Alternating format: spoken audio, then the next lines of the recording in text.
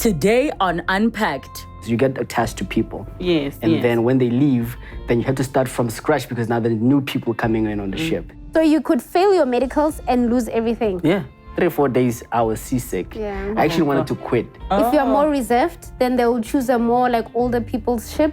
If you're more outspoken, then you do the entertainment cruises, which are shorter. Why does this sound like such an expensive exercise? Because it is.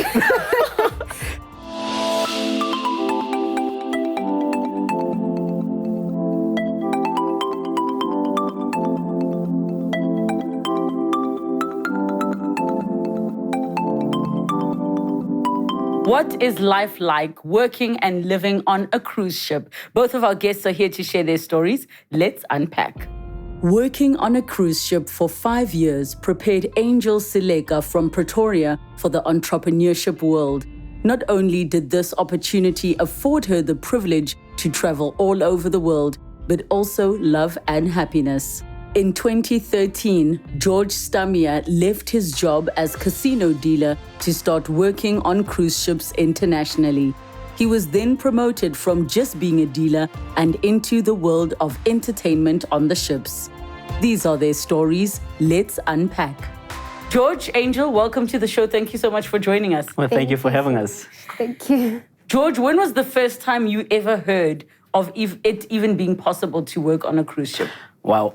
Firstly, I used to work in a casino in Durban. Yes. And I used to live right by near the harbor. Yes. So I remember there was this huge cruise ship just came by the harbor this one time that I was off.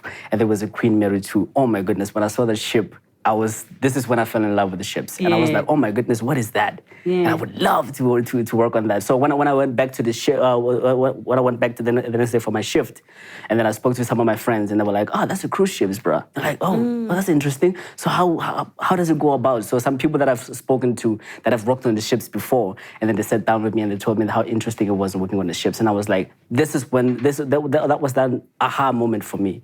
So that's when I was hooked to work on the ships after hearing, other people tell me about it and all that. So I fell in love with that from there. And what were you doing at the casino at the time? I was working as a casino dealer. Oh, okay. Yeah. Okay. For you, Angel, when was the first time you ever heard about working on cruise ships? For me, the first time I was still studying at college. I was studying beauty therapy. And there were girls who would come after they've been on their contracts on cruise ships and share their testimonials. And then they will inspire us. Like one girl came and she was South African as well. And she showed us like the possibilities, what she did with the money. And that's when I was like, okay. But more than anything, what drew my attention was the traveling. When she's like, I've been to so many places, that's when I was like, I want to do this. Yes. So how old were you at the time, George? I was 25. Yeah, this is back in 2012. So now something piqued your interest. Yes. What did you actually do in terms of actually researching? Because people will always tell you their stories. Absolutely. But when did you start the planning to say, I actually want to do this? During my whole trying to find out how to get to the ships and speaking to people, listening to their testimonies and whatnot, when I actually tried to speak to them and ask them how to get information of working on the ships, surprisingly, people didn't give me information that I wanted. Yeah. Yeah, they always told me, on the ships, there's no money. On the ships, you work too much. On the ships, the schedule is always tight. You spend so much time away from home and all those. But at the time, I didn't really want to know all that. Yeah. I just wanted to know how to get to the ships. Yes. You know what I mean? So basically, I remember this one time, then I actually started taking 20 rands every day, going to the internet. So I said to myself, you know what, I'm going to find information for myself. The internet, you can find anything these days. So I just went to the internet cafe with my $20 every day for 4 days. Yeah. And then I would go back, and just type in cruise ships. And then this one time, I think on the 4th day, then I found a little link that says apply here. I didn't know how I got there. I was like, ooh, apply here. Ooh, that looks interesting. Yes. And then I clicked on it, and then boom. And then sort of like this sign-up sheet just came up, and I just put my details over there. Because where I was living, the internet cafe was just downstairs. So I just went up to get my details, some of my details that I had with me, like my passport. I already had a passport at the time. So and some other details that they wanted. So I went back down to the internet cafe. Then I started putting my information in there.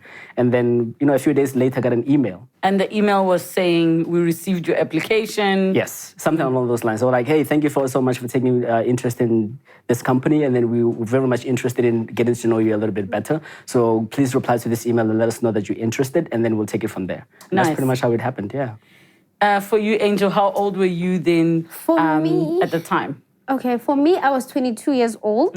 I had just finished my course at Beauty College.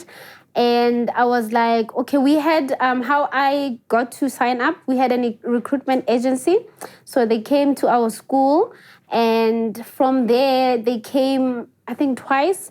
And then, but the ladies, the recruitment agent, they identify you because they can see who's going to make it, who's not going to make it. Somehow they have a skill for it.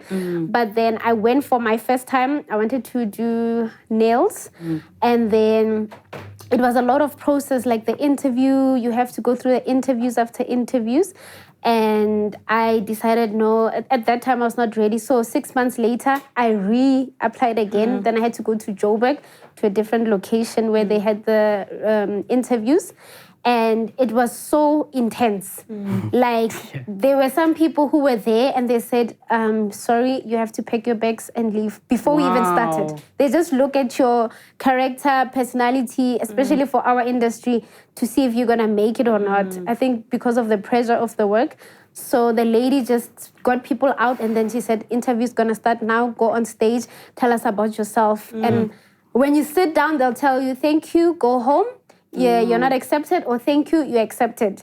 So you can imagine the pressure. But it was an interesting experience because from then on, it was I think I had about 3 interviews before I could actually have the training. So when you had the 3 interviews prior to the training, what was it that made them say, okay, you've made it now, we're willing to take you in to go get trained? Okay, so for different people, it's different. But for me, at that time, I think my response at the time under pressure, because people got nervous seeing people going home and, I also got nervous, but somehow I managed to pull through under pressure because after the interview, then you have to do practicals to show your skill right there. It's like 3-hour interview. Yes. And then after, if you are past the first stage, then you go to the second one, which is the practical interview. And then if you pass the second one, the practical interview, then they'll tell you about the third one. Yes. The third one, then they'll tell you, okay, now you need to apply for the training. And even at the training, you might not even make it. Sure. That's like immense heat, like it's so much pressure. Yes. What was your experience once you started? Because now they contacted you, and what was the next thing that happened? Mine was a little bit lighter than this one. Yes. Because we did everything via email. They told me after we went through the whole thing that, you're interested, thank you for applying and all that.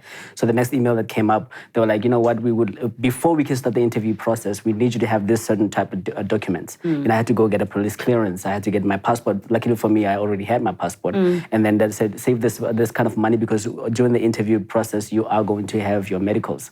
And then when you get to after you've done all that and collect some money, and then because I was in Durban at the time, so I had to fly to Johannesburg where the actual interview was to happen. So once we did the interview, when I got into the room, it's so nerve-wracking. First of all, because there's a lot of people there, and you don't know how many people they want. Yeah. So and there's a lot of people from everywhere, not just South Africa, even surrounding countries as well. Because I had some people from Zimbabwe who came up. They were like, "Hey, we also told about this opportunity." I was like, "Oh, that's interesting."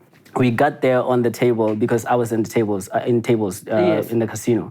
So they were like, oh, so you can deal blackjack? I'm like, yep. What else can you deal? I told them roulette. I told them poker and all those. So they're like, okay, we're going to test you on roulette and blackjack because those are the 2 main games on the ships. Like, okay, that's cool. So we went on the table and then they just tell you spin or just spin the wheel and whatever. You just deal basically. And then they just want to look at the skills and what you can do and all those things. And then before they even get there, they look at you and then they're like, by the time you get on the table, they already have sort of like a mindset of what they're looking for. Yeah. So as soon as you start opening your mouth, that's going to be your make it or break it moment right there before you even get to the technical stuff of things. Yes. So that I share her sentiment. It was really, really rough during the interview because you don't know what's going to happen, And I'm sure it's very personality driven because it's such a client facing Absolutely. Industry. So there's a perception for people that want to go to cruise ships. It's like this constantly happy place. Absolutely. So you guys representing them would need to be there. So I understand it actually sounds like auditioning for my industry where you have to go round one round. Okay, you can go home, Absolutely. eliminated. Absolutely. Yes. And you have to be quick on your feet as well. You know what I mean? Yes. Because when you get there, you face off with different people from different types of, from different parts of the world, like literally. Yes. You know what I mean? And people come in with different energies and different personalities and all that. So you have to always be straight up, you know what I mean? Yes. So you have to have this bubbly personality, like you put it, and it's really, really, really not easy because it takes a lot. It takes a lot out of you. Yes. But also your personality, it determines that like which ship you're gonna go to. If you're more reserved, then they will choose a more like older people's ship. If you're more outspoken, then you do the entertainment cruises, which are shorter, like 7 days. Yeah. Oh, wow. I actually never thought of it like that. The one that you say is the older person's ship, are those much longer trips? Yeah, they're more like 4 months, like world cruises. Yeah. One cruise, like it's a world cruise. Yeah, we've been on one of that. So it's like goes on for 4 months with the same people. Yeah, that's actually where we met. And I'm going to come to that story because I'm sure it's quite an interesting one. I think it is. Yeah, so for you then, George, you did the back and forth. You went to your interview process. Yes. What was the moment that they said to you, okay, we want you? As soon as I started putting my cards there, because they started me with blackjack. Yeah. So as soon as they could see the way that I was actually pulling the cards out of the shoe and then placing them on the table, and the guy, I saw one of the guys, they were looking at each other like, I was like, oh. Yes. Hello. So, you know what I mean? And then they just started doing the multiple questions relating to the game while you're busy dealing to see if you can concentrate on all that. So because people in real life are talking around. Absolutely. You're going to have people talking and whatnot, so you have to be able to concentrate while you're doing that as well. So, and you have to calculate because, that blackjack is all about numbers and all that. So, yeah. Yes. Why you look at me like I'm a gambler? I get gambling. Hey, you never know. I actually think I'm not a gambler per se, but I think the one that I have good luck with is roulette. So if ever I'm around a casino, I'm like, let me put my little monies and go to that one. That one, yeah. Try your luck, you never know. Yes. Okay, so now they say, cool, we want you to come through. Yeah. At this point, had you already quit your previous job or you're waiting for them to say, we're confirmed this is the first trip you're going to go on? Yeah, okay. Here's the thing. The interview process for the ships, it can take as long as a year. What? It can take a long time before you actually get the ship. Why? Yeah, because there's so many things to do in the background, you know what I mean? Because like there's certain documentation that you have to go to, and once they figure out which ship they want to send you to, they look at the geographical location of that ship. Say maybe you need to join a ship in Australia. You need to get the relevant documents for that country. Oh. And you also need to get the visas and relevant documentation for the US as well. Because for most ships are, they're based in the US and all that. So there's a lot of work that happens behind the scenes before you actually get the ship. So I could not resign even after I got the job, because I didn't know when I was going to go join the ship. I understand. But they do tell you you've got the job, but they tell you what the process is going to be before you actually go and do the thing. Oh, yeah, There's another process also. You get the job and then you have to do this process of now getting the job. Like when he said, I remember I had to go to Durban to do my medicals. Yes. Because there's only specific doctors who have to do ship medicals. Yep. And at that time, there was only 3 in the country. So it's either Durban or Cape Town, which you have to fly over there to get there. And if you pass the medicals, then also it's one of the processes. Yeah. Why does this sound like such an expensive exercise? Because it is. It is. I remember my medicals at the time when I did my medicals in 2012, and they cost me $8,500 for my medicals only. Wait, please explain what are they making you do? It's a general checkup. Yeah, general checkup of everything. Yeah. They check, the ship doctors and the shoreside doctors that actually represent the ship or the company, they would send out an email and tell you when you get to a certain doctor, because they have their own selected doctors in the country, like she mentioned. Yes. So when you get there, they send them a checklist of the things that they want you, depending on which department you're going to join. Yes.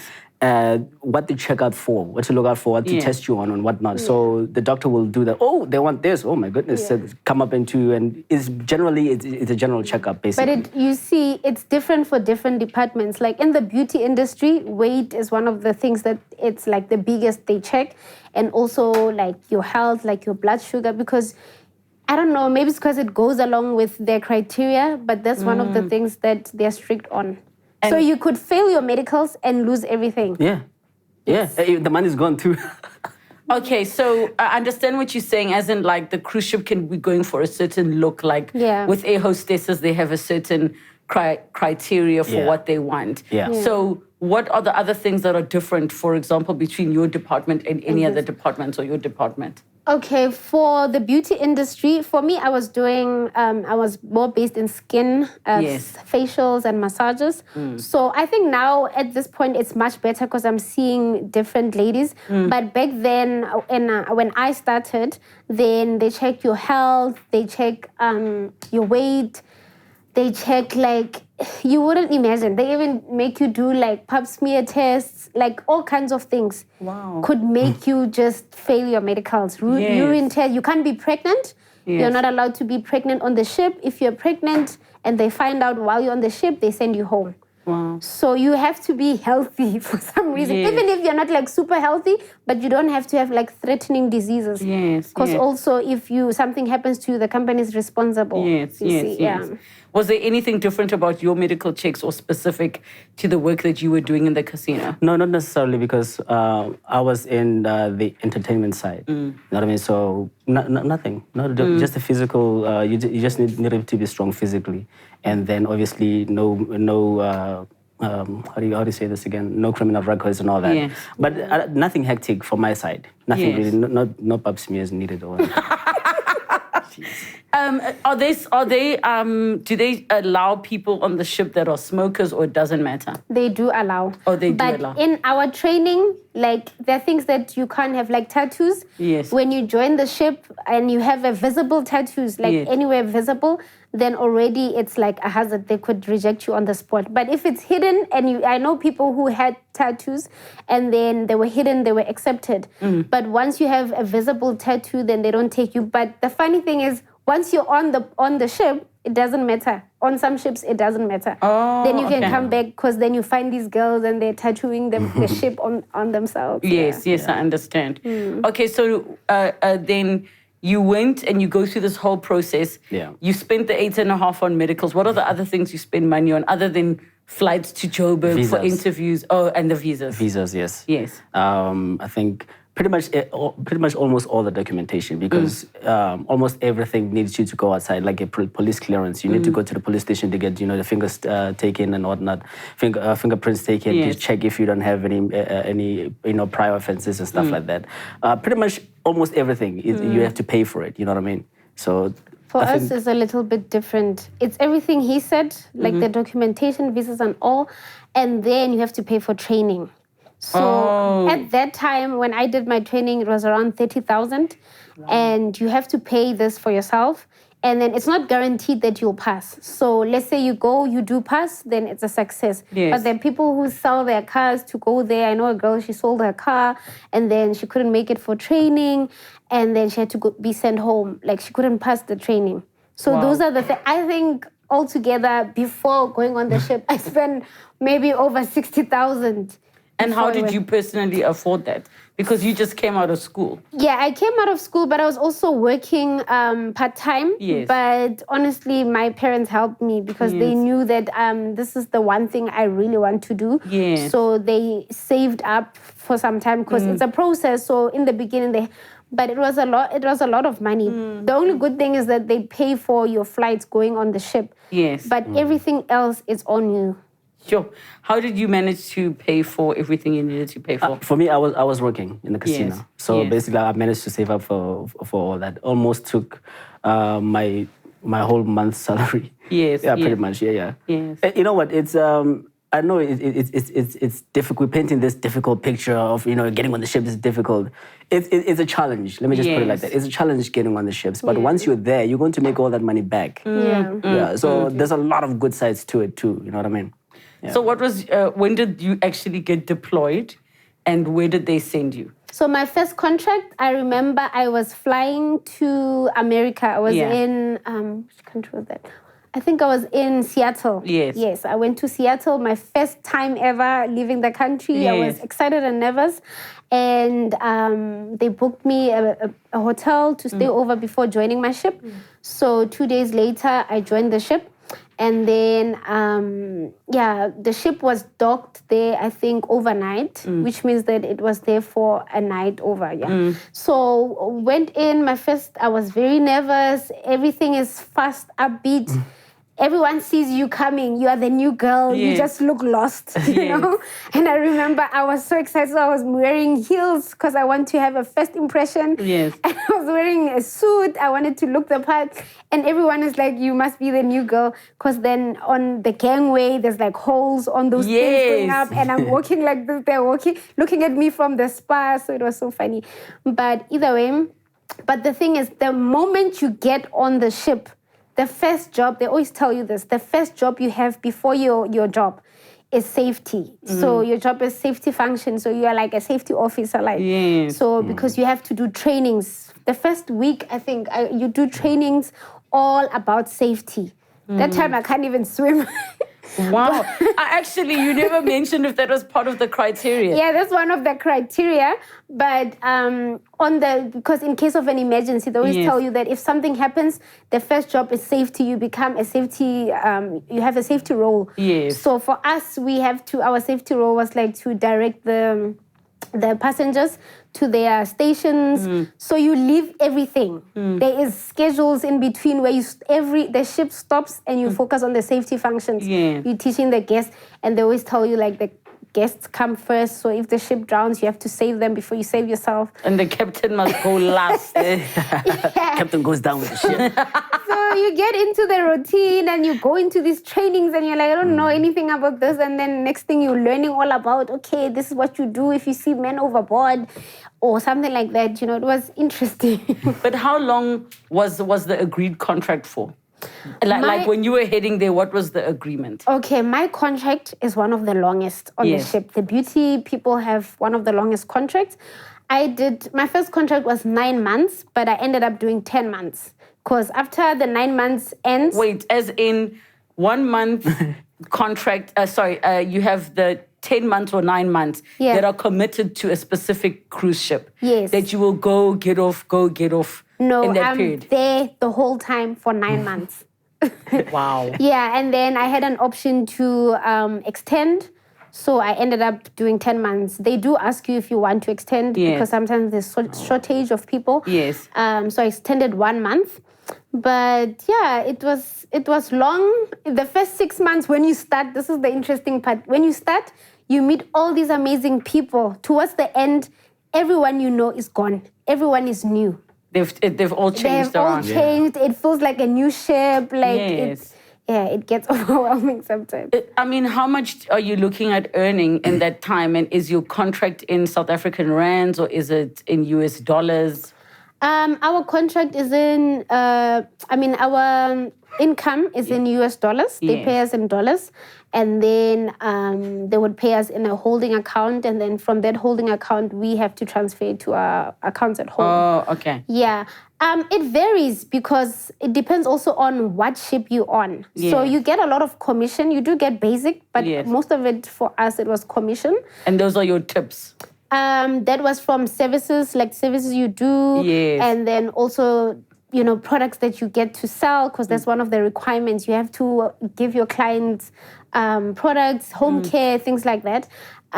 So that's one of the things. But for me, so there's seasons on the ship. Yes. So there's the slower cruises. So there's like the 4 months cruise, which is the world cruise. You have the same people for 4 months, which means also the money is going to be a bit less, but you'll be having more time to travel the world. Yes.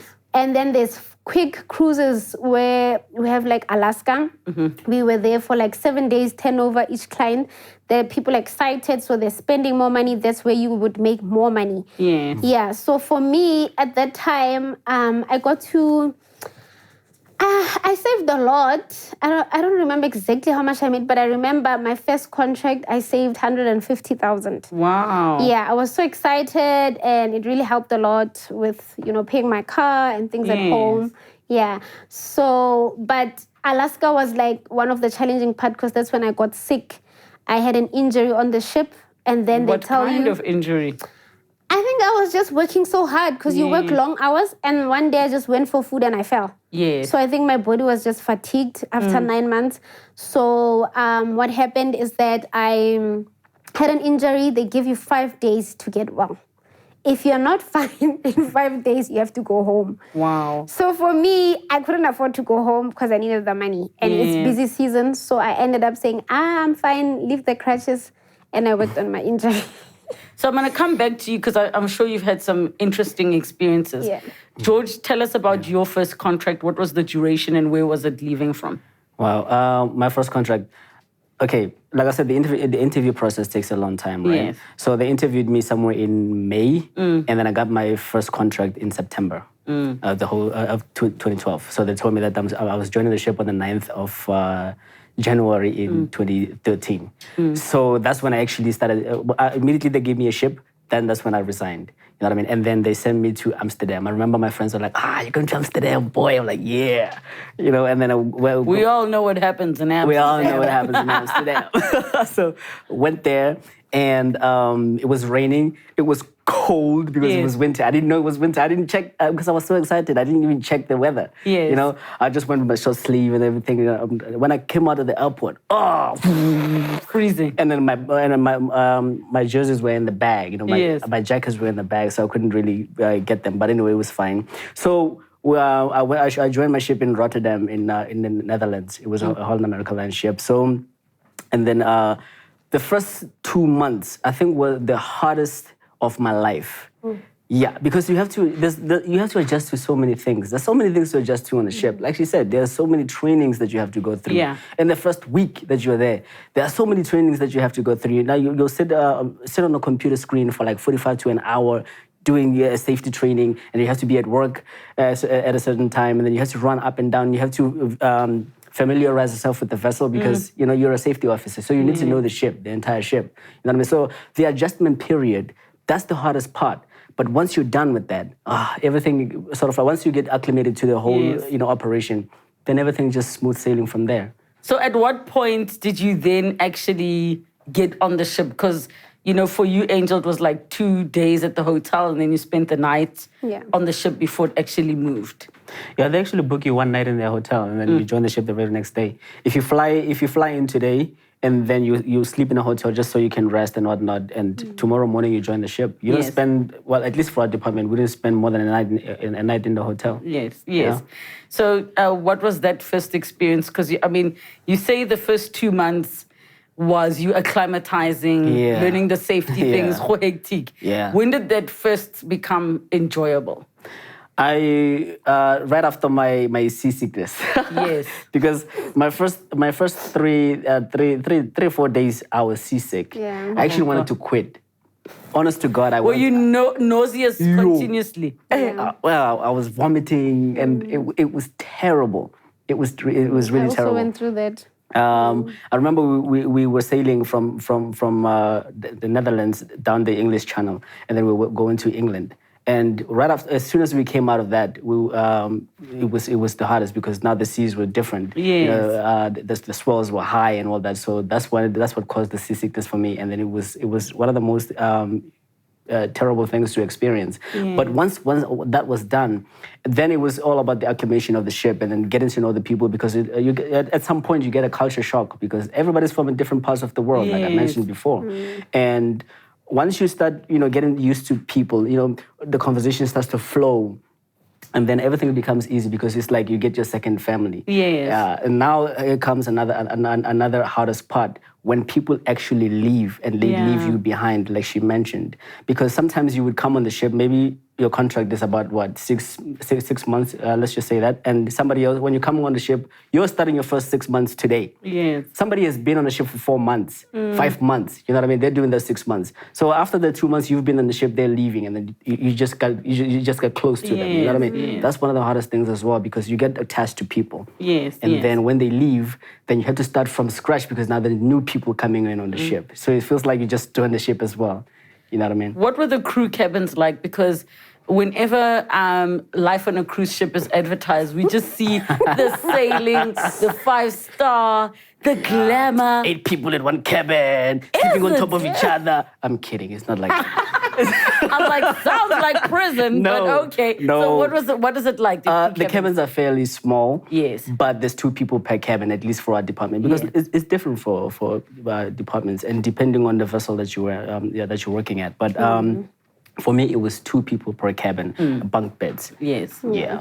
And what really helps and makes things easier if you get along with your roommate, because your roommate is somebody you don't know from a different country. Yes. So, yeah, if you get along with your roommate, then everything's going to be okay. But if you don't get along, however... Problem. Yeah.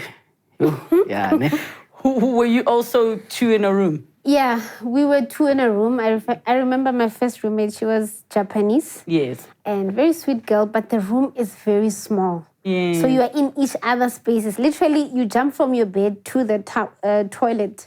And that's how small it is. Just a shower when it's in toilet. Shower. But isn't the shower on top of the toilet? No, but there's a toilet here, there's a shower there. But at least if you jump to the shower, then it's more... But that's how small it is. No, but be real with people, because no, it's small. It's not cozy. They mustn't look at what the hotel life is looking like and that you guys are staying One there. thing for sure, don't go on a ship if you're going to work there and expect a hotel treatment. It's not like that. Yes. Like I said, the rooms are fairly small, but you get acclimated to it. And the thing is, you don't spend most of your time there. You come there to sleep. When you're off, you want to be in another country. Maybe the ship is docked. You are in Paris. You want to go see Paris. And then you don't want to spend your night sleeping. What if you never see Paris again? So it's like that. You just have to go there to rest. Yeah. Yes. Because who would want to be in the cabin, this small cabin? Yeah, when you the could ship see is the docked? world. Yeah, you're in the US and you're in a cabin I would rather sleeping. sleep in the beach in Mexico than sleep in my cabin. Yeah. And I'm wondering, because for you were there for a total of 10 months. How often would the ship dock? And how many days would it be there for? As in, it docks and you get an opportunity to go out. Like, how did that work? Okay, so for our department, we had it a little bit easier on the world cruise, because the world cruise is not so busy for the spa, because then people come the first month, second month, it's the same clients on board, then they slow down coming. Yeah. But it was nice in terms of off days, because if you're docked overnight, and then, which means the ship is there for 2 days, you could go and party in a different country, you know. I remember we were in Tahiti, and then we are out there, and then the next day you come to work. Sometimes you finish late, and then you go up, you go out. But the nice part about it is that, the ship covers your food. Yes. You don't have to buy food, and the food is really good. For our department, we are allowed to eat in the guest areas, because the more they see us, the more they come to the spa. Yes. So that was nice. Then that way you can save money. We just go out for shopping or for fun, What about visas? Because you're stopping in these different countries. So there's a visa called the C1D visa that most people need to have. That covers most countries. So it's it's a visa for people who work on cruise ships. So wherever the cruise ship goes, it can cover. But there will be some areas like Europe where you'd need another visa, which is a Schengen visa. And that's when you will... but the thing is, then you also have a crew, what do they call it? Crew Seaman's book. Seaman's book, yeah. Yeah, and then that's how they stamp us, they stamp the Seaman's book, so we don't lose our passports. Oh, okay, because you'll have too many pages that are Yeah, but we don't even have to worry about that. It's with the people who work at the purser, and then they take care of that. You just leave, you have your ship tag. Make sure that you are there before the ship leaves. Yes. Because you could lose your job. I remember we were in Rome, And I was so excited. I'm in Italy, you know. And then next thing we get there, the ship is late. We are late for the ship. Yes. So we are the last people on board, which means that you could get fired from that. But fortunately for me and my co-worker, then we got there in time, but they gave our passports to immigration because that's what they do. They leave your passports and automatically we're fired. So luckily we caught them before they left. Wow. Even though they are going like 2 hours away from where you are. Yeah. Because the thing is, if the passenger is on board, then they're not going to be stressing about you. Yes. Yeah. Which makes sense. It's their business and they need to be on a schedule. Yeah. What was your duration of this first trip? And I mean, you got over the seasickness. Yeah. What was the duration and what was the trip like? It was a 6 months contract. Yes. Yeah, because for us in the casino, our contracts are a bit shorter than they are. So it was for us is you can work either from anywhere from 6 to 8 months. So maybe when you've worked a few months, you can actually ask to extend your contract to 8 months. You can do that if you wanted to, but the minimum is 6 months. And after that, the experience, I would say the experience was amazing. We got to experience the midnight sun. That was in Norway, way up there. You know what I mean? So for me, where the sun doesn't set. And I remember when I posted that on Facebook, and my friends were like, "You're lying. It's not midnight, and the sun was just still right there, midnight." You know what I mean? And the people were like, "What?" And that was amazing. And for me, because I did my entire first contract, it was in Europe. It was in Europe, and then we went down to Southeast Asia, but. Pretty much my entire contract was mostly in Europe. Yes. And that for me was. Words cannot even begin to describe the experience. You guys were speaking about long hours. How long were your shifts? We had it easy in the casino because we could only work when we're in international waters. So we could only work when the ship was sailing. So when the ship is docked, we didn't work. We were free. So we had it easy in the casino. How come the casino works like that? You know, because I think it has to do with gambling regulations. Oh, I understand. Yeah, I understand. absolutely. Okay. That makes so you chilled. Yeah, absolutely. And who would want to gamble when they're out, you know, in somewhere else? You know what I mean? Where you're in the US or you're in Europe or somewhere else, and you wouldn't want to be on the ship anyway. Yes. So when the ship is docked, there's not a lot of passengers who are on the ship. Everybody's out, so you wouldn't have business either way. And for you, what were your hours like? We had pretty long hours, pretty long. I remember starting at 7:30 at work. Then you have to set up, and then you have a pre-meeting, and then you start, I think, at 8. So sea days, when the ship is sailing, is the busiest time for us. Because then the guests are there. They don't know what to do with themselves. You have to get them in for booking. Yes. If you don't have a booking, I remember my manager was one of the toughest manager, and she was like, go outside, do whatever you do, don't come back until you have a booking. Yes. So that's how we used to do. But we'd finish late, around 9 o'clock. At night? Yeah. Wow, those are long hours. I finished around 9 o'clock. But it was normal for us back then, because then when you're done, then your day begins. Like your fun time, relax time. Then you go to the crew bar, or you go to, spend time with your friends, crew areas. And that was like the best time. For you, how many countries would you say in total you go to visit? I don't know. I've lost count. Because, that many? Yeah, because I've done 2 world cruises, and world cruises, they're literally just that. We just go around the world for 4 months at the time. So how many countries would that be? You know what I mean? Yes. And besides individual cruises as well, because I've been on the ships for 6 years. Yes. So I don't know how many countries I've been at. Many. And what about you? I think working on the cruise ships, over 50 countries. What? Wow. Because you go to so many countries. Some people have done even more, like he said, 100. But it's so much fun. Like, it's so much fun. I would, it was the best experience ever. How many years did you stay in the cruise ship? I did 2 contracts, it was up to 3 years, because 1 contract I started and I didn't finish. Yes. The third, actually 3 contracts. Yeah. Yes. Why didn't you finish the last one?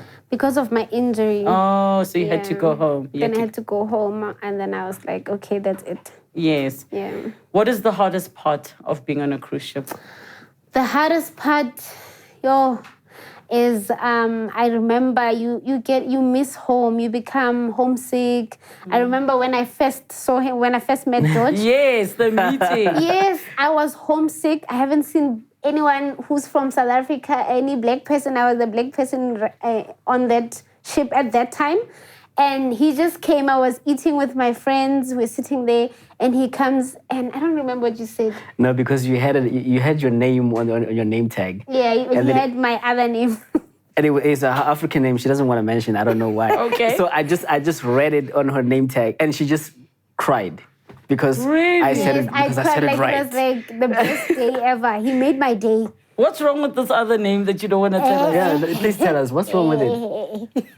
Okay, so your South African name, Webone, and then you read it, and then of course you knew it was somebody from home. Yeah, yes, and I just got emotional. Right. So one of those things, like those are the things that are difficult, just being away from home, not seeing your family, and sometimes you can go for months, you are working hard, work pressure. There's so much pressure. You have to reach target. Yeah. There's expectations at work, and also physically you get tired. Yes. You really get tired because you don't get time to rest. Yes. And what's the other thing? There's a lot of challenges in the beauty, like in the spa industry, in terms of expectations from your employers.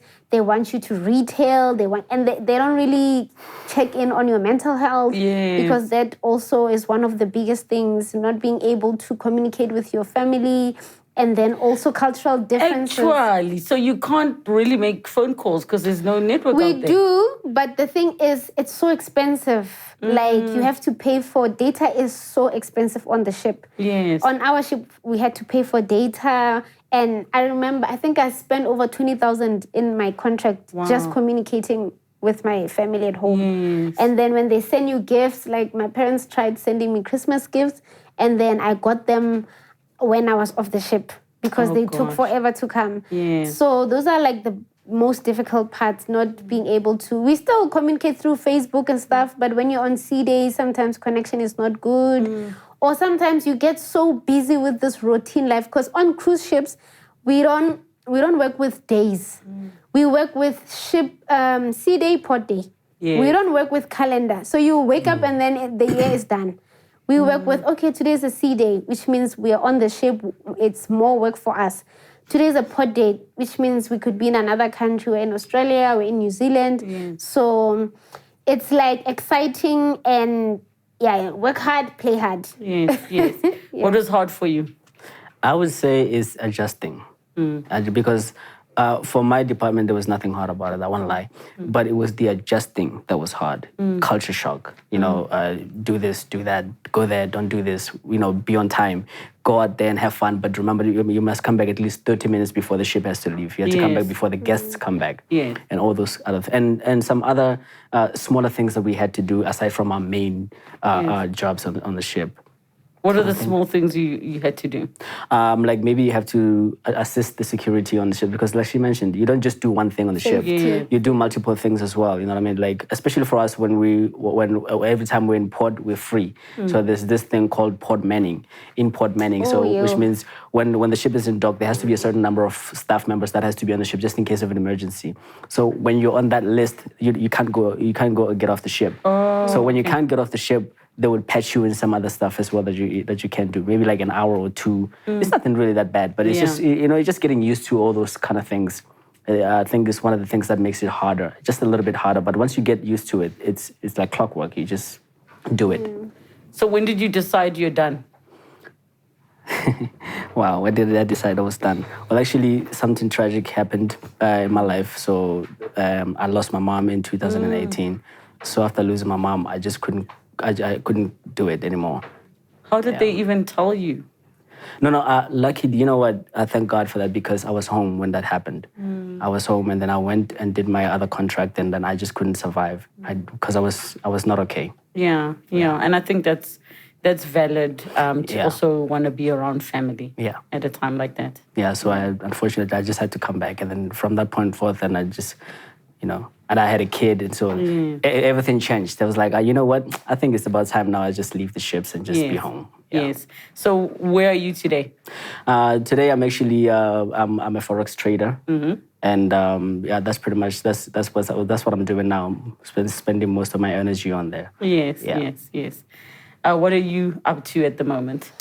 For me, when I left the ships, it was not by choice. So I really wanted to go back, but because I had a knee injury, it was twice as hard, which means they wanted to send me to a place where I was not going to make more money. And I was running out of money because you have to buy your tickets to join the ship. So I had to come home. And it was very difficult. I fell into depression. For the whole of 2018, it was the toughest year. You feel like you've lost everything. People have kids. People moved on. You just feel like you don't know anything about the country. So I had to rebuild myself. That's when I started my company, Her Spa. And then I started off at home, and we've been pushing a lot. And now finally this year I opened my first branch, and we're located in Pretoria North. And it's great because all the experience that I learned from working on ships pushed me to owning my own business, because I couldn't imagine having to go and work for somebody else, especially at home. Like in South Africa, people drag their legs. There we work on the clock. You're busy. So that's when I realized that, no, I can't go back to the same work. I would rather just become my own boss and open. And that's how I opened Her Spa. Yeah. And I forgot to mention, I met my Prince Charming, my handsome somebody. handsome somebody. Yes. I met my husband. He's from Canada, but he still works on the cruise ships. Yes. So we met there, and then... Hey, finding love on a ship in the ocean. On the ship, yeah. He's Sri Lankan Canadian, so it's exciting because I can still go back there to visit and have a bit of taste of the life. Yeah. But I'm happier now. So now the outfit makes sense. Now the outfit. I get it. Can I just add one last thing? You know what? Despite what everybody has heard here today, if somebody out there wants to go and work on the ships, they should put in all the effort into it. You know what I mean? This is our experience. They might experience something different. You know what I mean? If somebody wants to go out there and do it, do it. Yes. Don't think about it. Just do it. And then at least do one contract. That's what everybody else does anyway. You're like, I'm going to do one contract. 6 years later, you're still in there. And I think you're right. I think, we look at the state of young people in our country and them not having access to employment opportunities. It could be something great because, yes, there's the beauty side, there's the casino side, but there's so many other things that you can do on a cruise ship that don't require that type of work experience. Yeah, in fact, I didn't just end up in a casino. I progressed to other departments as well. I changed from the casino, then I went to the entertainment. I was a DJ and an entertainment host as well. So there's literally a lot of things you can do on the ship. Just because you entered as a certain something on the ship, it doesn't mean you're going to end up there. You can explore your horizons and do something different within the cruise ship industry. But I think also it's a little bit easier now than back then, because now there is, you can apply online. You see, with me, I had to go through the school, but now people can actually go on board spa. But people in my industry, they can go to the on board spa and then they will find everything related. It's a little bit less stressful than back then. Yes. Yeah. Sure, guys. Thank you so much for the awesome insights. I love the experiences that you have had.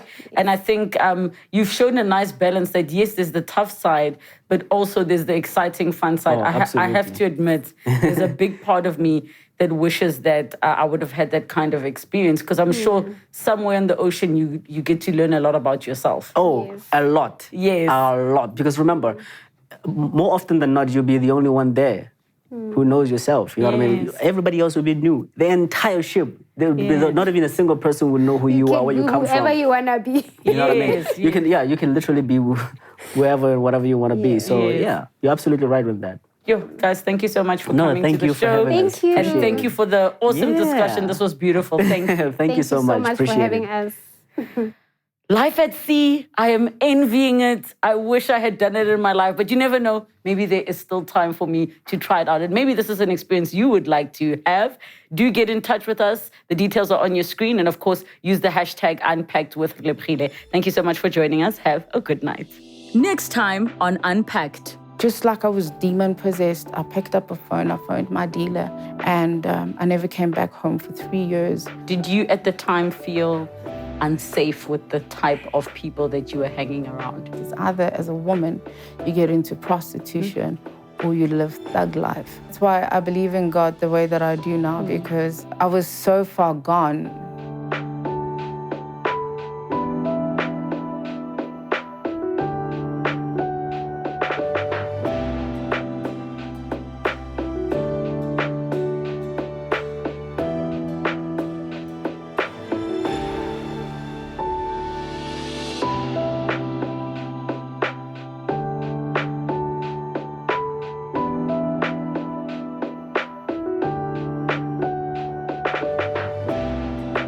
Thank you so much for watching Unpacked with Relebogile Mabotja. Make sure you subscribe to my channel where you can get to watch more episodes. But more importantly, you can be part of our online community. Comment down below, share with us who you'd like to see on the show, what story you'd like us to discuss. We love engaging with you. Keep it coming and don't forget to subscribe.